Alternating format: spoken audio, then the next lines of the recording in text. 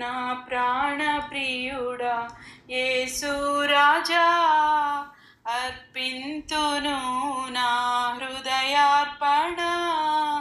విరిగి నలిగిన ఆత్మతోను హృదయపూర్వక ఆరాధనతో సత్యముగా అద్భుతకరుడా ఆలోచన, ఆశ్చర్య సమాధాన ప్రభో, బలవంతుడా బహుప్రియుడా మనోహరుండ మహిమారాజా స్తుతించెదన్. గర్భమున పుట్టిన బిడ్డను కరుణించ